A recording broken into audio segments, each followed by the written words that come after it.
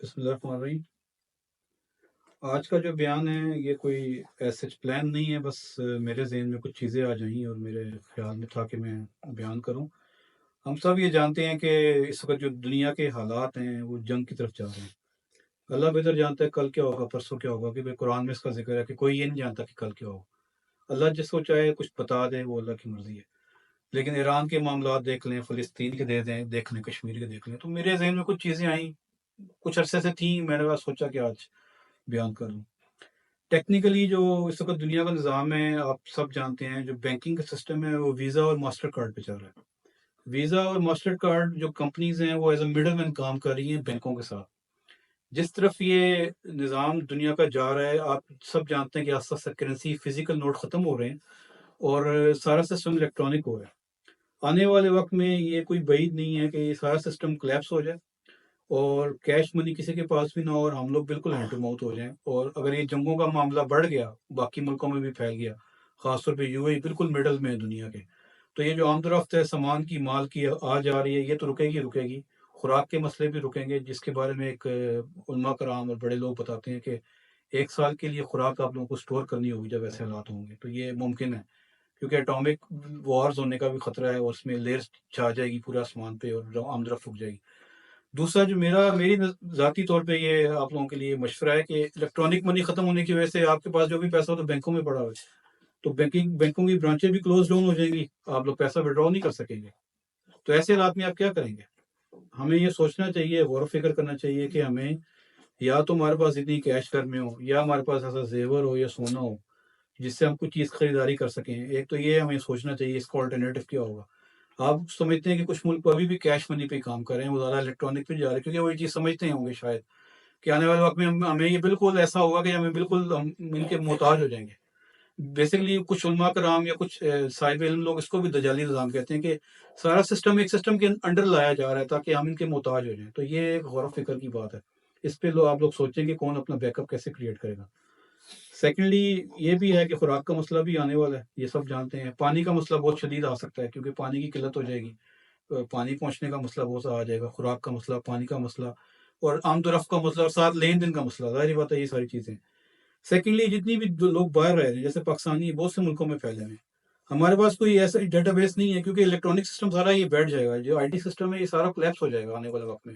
اس کی بہت زیادہ جو ہے نا پاسبلٹی ہے۔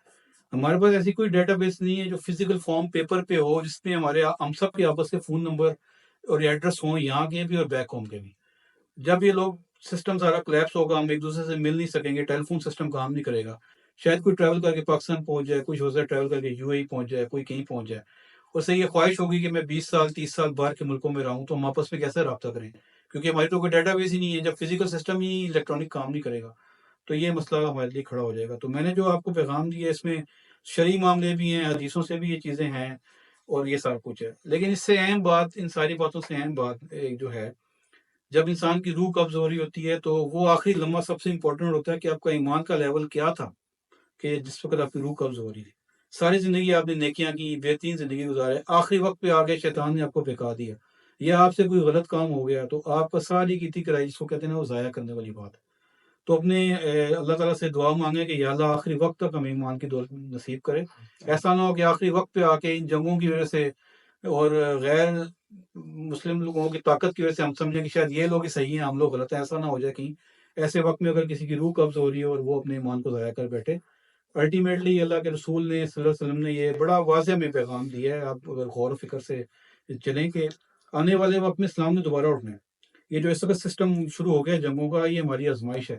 اس کے بعد اس سے بڑا بھی ایک امتحان دجال کی صورت میں بھی آئے گا جس میں وہ خدا کے طور پہ ظاہر ہوگا کہ شاید وہی زندگی دیتا ہے، وہی موت دیتا ہے۔ تو یہ نہ ہو کہ ہم اس وقت اپنا ایمان ضائع کر دیں کہ یار شاید یہی خدا ہے، تو نعوذ باللہ ایسا نہ ہو۔ تو پیغام یہ ہے کہ اپنے ایمان کو مضبوط کریں، ذکر کریں زیادہ سے زیادہ تاکہ دولت اکٹھی کی جائے، ذکر کی دولت اکٹھی کی جائے، آخرت تو بنے گی، آخری لمحے میں ہمارا ایمان نہ ضائع ہو، اس کا بہت بہت خطرہ ہے۔ اس کے علاوہ اللہ تعالیٰ کا ایک نظام ہے جو ہمیں ماننا چاہیے۔ ایک تو وہ ہیں جو اسلام کو مانتے ہیں اور ایک وہ ہیں جو اسلام کو نہیں مانتے۔ خطرناک معاملہ ان لوگوں کے لیے جو دین اسلام کو مانتے ہیں لیکن وہ کمزور ایمان ہونے کی وجہ سے ایسے وقت میں ڈول نہ جائیں گی۔ تو اس چیز پہ غور فکر کریں کیونکہ اللہ تعالیٰ کا نظام بڑا سخت ہے۔ اگر آپ دین اسلام پہ چل رہے ہیں اور لیکن غداری کریں دین کے ساتھ یا ملک کے ساتھ، تو یہ غداری میں ہی تصور ہوتا ہے، اس کی سزا بھی غداری کی غداری والی ہی ہے۔ تو ایسا نہ ہو کہ یہ جن جنگوں میں ہم خوش ہو رہے ہیں کہ جنگیں ہوگی مسلمان جیت جائیں گے، بلکہ ہم ایسا نہ کہ غلطی کر بیٹھیں کہ ہم الٹا اسلام کے خلاف کوئی کام کر رہے ہیں۔ تو آج کا یہ چھوٹا سا پیغام تھا، امید ہے آپ اپنے لیے تیاری کریں آنے والے وقت کے لیے، کیونکہ وقت جو ہے وہ فتنے کا دور ہے۔ یہ 5 یا 6 دور بتائے گئے ہیں قیامت سے پہلے، اور اس وقت علماء کرام کے نزدیک یہ 5واں چھٹا دور ہی چل رہا ہے، آخری دور ہے۔ تو یہ پرفتن دور ہے، اس میں ہمیں ایمان بچانا بہت ضروری ہے۔ باقی معاملات میں بھی جو جس کا جتنا جذبہ ہے، اللہ تعالیٰ سب کو اعلیٰ ترین جذبہ عطا فرمائے، جو جس کی جتنی مدد کر سکتا ہے کرے۔ ہم غیر ملکوں میں بیٹھے ہوئے ہیں اور ہم لوگ سیف نہیں ہیں، اس معاملے میں ہم لوگوں کے لیے بھی خطرات آگے بڑھ سکتے ہیں، اور اس کے بارے میں آلریڈی 1400 سال پہلے بیانات موجود ہیں، جس کے ذریعے سے ہمیں یہ سمجھ آتی ہے کہ یہ خطرناک ترین دور ہے۔ اللہ تعالیٰ سب کو حامی و ناصر ہو، سب کو ایمان کی دولت ملے، اور سب بہترین زندگی گزاریں اور بہترین آخرت پائیں۔ وآخر دعوانا الحمد للہ رب العالمین۔ آمین۔